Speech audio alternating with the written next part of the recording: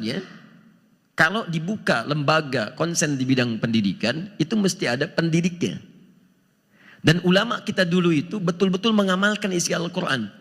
Karena sifat seorang guru terbaik itu diisyaratkan dalam Al-Quran, itu bukan hanya pintar, tapi bagaimana kepintarannya itu bisa mendekatkan diri kepada Allah Subhanahu wa Ta'ala.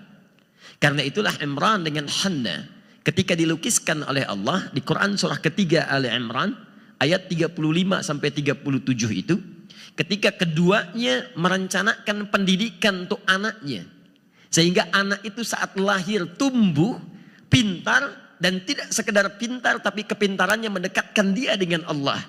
Maka di antara rencananya menyiapkan tempat terbaik yang kelak nanti dari situ turunannya menjadi pusat pendidikan. Yang kedua, guru terbaik, yang guru itu bukan hanya pintar tapi juga soleh.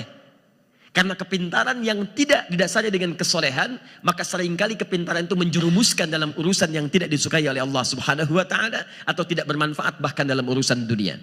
Betapa banyak sekarang orang pintar yang kepintarannya digunakan untuk menipu orang. Betapa banyak ahli hukum yang pandai memanipulasi kemudian kaidah hukum yang melahirkan persoalan hukum. Betapa banyak kemudian bahkan ahli agama yang juga sesungguhnya pintar dalam bidang agama, tapi kepintarannya bukan hanya menjauhkan dia dari Allah, tapi bahkan digunakan untuk menipu umat. Sekarang kan banyak yang mengutip ayat-ayat Al-Quran, bahkan dipotong-potong, tapi pemotongannya itu menjauhkan umat dari Allah, bukan mendekatkan. Silahkan cek yang mengatakan semua agama sama, menuju Tuhan yang sama, cuman caranya beda-beda. Apakah secara gelar kemudian keilmuannya rendah? Tidak. Bahkan orangnya pintar-pintar, S1, S2, S3, sampai dingin juga, ya, banyak gelar didapatkan. Tapi kepintarannya tidak mampu membuat orang bahkan dirinya dekat dengan Allah Subhanahu wa Ta'ala. Maka kemudian yang paling menarik, Imran dengan Hannah diskusi. Nah, ini nanti bisa diturunkan jadi konsep manajemen pendidikan dalam keluarga sebelum ditempatkan di sekolah-sekolah terbaik untuk dititipkan dalam rangka memperbanyak pengetahuan dan wawasan. Apa yang direnungkan oleh keduanya bahkan sejak bayinya dikandung, belum lahir. Lihat ayat 35-nya. إذ قالت امرأة عمران ربي إني نذرت لك ما في بطني محررا فتقبل مني.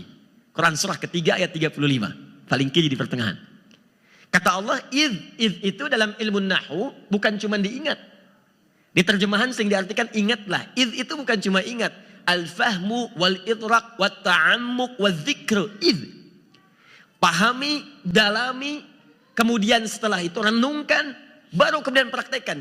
Seakan Allah ingin mengatakan, hei generasi yang akan datang, hei generasi kemudian kekinian, pahami ya, dalami ya, renungkan ya. Ingat, ini dulu pernah ada kisah istrinya Imran sedang mengandung. Sebelum anaknya dilahirkan, dia sudah memetakan rencana untuk anak ini. Apa yang kemudian akan terjadi dengan anak ini, diikhtiarkan perencanaannya untuk masa depannya. Dikala orang tua sekarang diamanahi oleh Allah ada anak-anak, rencanakan dari sejak dini. Kalau bisa antum petakan orang tuanya, ini anak pertama mau jadi apa? Anak kedua jadi apa? Ketiga jadi apa? Itu yang diinginkan oleh Al-Quran. Jangan sampai ketika anaknya lahir, bahkan anda pun tidak tahu anak anda mau jadi apa. Dari awal, anak pertama ahli Al-Quran, Masya Allah. Anak kedua ahli hadis. Anak ketiga bungsu ahli hukum fikihnya. Kalau ada yang seperti itu, Masya Allah, di rumah itu enak suasananya. Begitu anda punya persoalan, kakak apa ayatnya? Quran surat sekian, ayat sekian, posisi paling kanan, sebelah atas, agak pojok dikit. Masya Allah buka.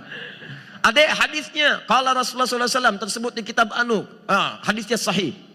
Masya Allah. Adik bungsu, bagaimana hukum fikihnya? Pendapat 4 mazhab begini, disebutkan di kitab ini, tarjihnya begini, kesimpulannya begini. Allahu Akbar. Kalau ada yang seperti di rumah, antum pun nikmat hidupnya, kosong pengajian. Sudah. Ada rencana. Bagaimana itu diwujudkan? Berdoa diperbanyak saat bayi masih dikandung. Begitu dilahirkan bermohon kebaikan kepada Allah. Lihat ayat 37-nya. Tidak cukup doa itu dipanjatkan, tapi mesti diikhtiarkan. Hingga kemudian doa itu diterjemahkan dalam bentuk usaha kita mewujudkannya. Baru dikabulkan. Bagaimana ikhtiarnya kemudian bapak dan ibunya Maryam itu? Setelah anaknya diberi nama dengan Maryam. Wa inni sammaituha Maryam di ayat 36-nya. Diberi nama sesuai dengan harapannya. Harapannya anak ini soleha, pintar, dekat dengan Allah. Semua makna ini terkumpul dalam satu nama, namanya Maryam. Begitu disebutkan Maryam dimohonkan perlindungan kepada Allah dari setan, baru diwujudkan dalam bentuk ikhtiar. Dicari guru terbaik. Siapa? Nabi Zakaria. Yang pintar banyak, yang soleh tidak banyak. Yang kemudian menyatukan dua aspek ini, pintar dan soleh, Zakaria alaihi salam pada saat itu. Maka dipilihlah Nabi Zakaria walaupun pamannya untuk bisa merawat Maryam pada saat itu.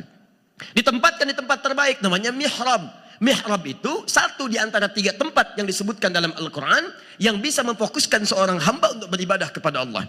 Ada musalla, Quran surah kedua ayat 125.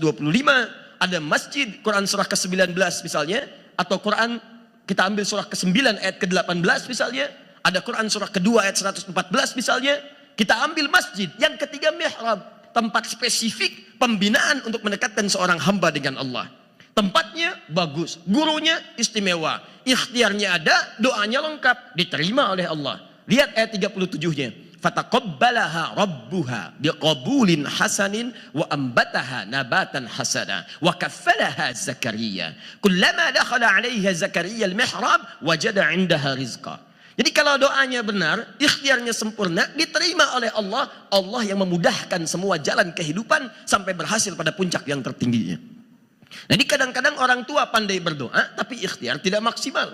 Atau ada yang hebat ikhtiar tapi doa tidak dipanjatkan. Gabungkan keduanya, maka muncul kemudian pertolongan Allah Subhanahu wa taala.